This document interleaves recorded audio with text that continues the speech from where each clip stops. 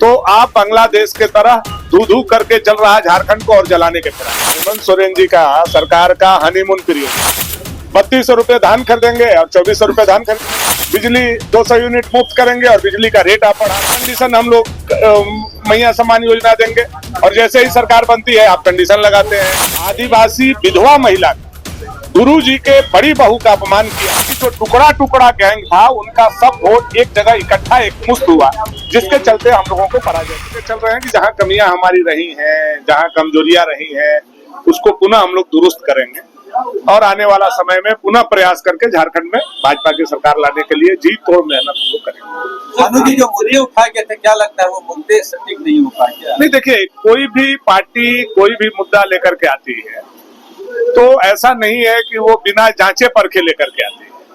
पाप संथाल का जो डेमोग्राफी चेंज हो रहा है, ये विषय आज किसी को हल्का लगेगा, लेकिन ये 5 साल के बाद पुनः आपको लगने लगेगा कि ये कितना भारी मसला है।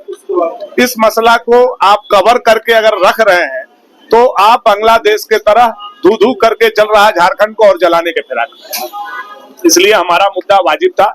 ये बात अलग है कि हम अपने मुद्दा से जनता को कन्विंस नहीं कर सके, पुनः उस मुद्दा को लेकर के हम जाएंगे। कुछ अन्य मुद्दों को हम लोग जोड़ेंगे, जहां कमियां हैं उसको दुरुस्त करेंगे और हम लोग अपने भाजपा को पुनः पटरी पर लाने का काम। सरकार जो है 200 बिजली यूनिट की बात कर रही थी, लेकिन अभी अखबार में जो खबर छपी है कि 2 रुपए प्रति यूनिट बढ़ाने को लेकर जो विवाद है प्रस्ताव। अभी देखिए, हेमंत सोरेन जी का सरकार का हनीमून पीरियड है, इसमें हम लोग उन लोगों को खलल नहीं डालना चाहते हैं, लेकिन आप ही लोग सवाल पूछते हैं तो स्वाभाविक रूप से उनके हनीमून पीरियड में खलल होगा।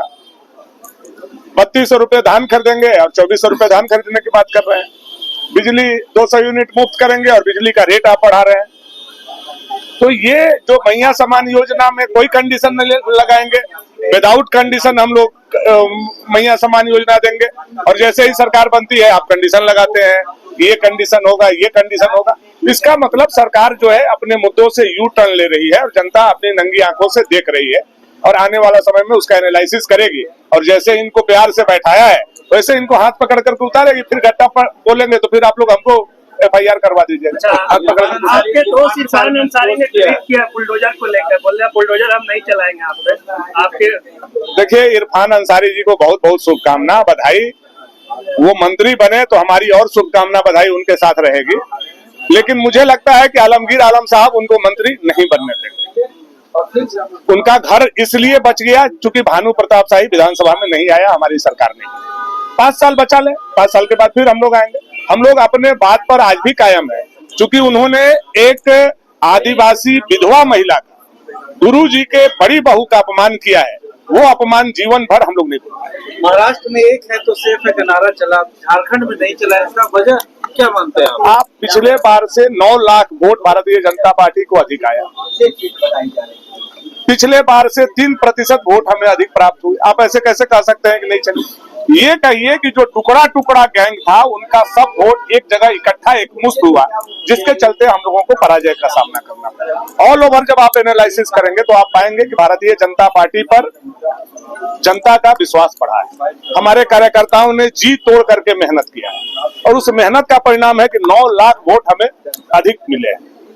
एलायंस को छोड़ करके मैं केवल बीजेपी का बात कर रहा हूं। जब 2019 का और 2024 का आप एनालिसिस करेंगे तो 9 लाख वोट हमें अधिक प्राप्त हुए। तो इसका मतलब हम विनर हैं। ठीक है, मैथमेटिक्स के संख्या में हम पीछे जरूर हैं, लेकिन जनता के प्यार में, दुलार में, स्नेह में, आशीर्वाद में भारतीय जनता पार्टी की कमी नहीं हुई।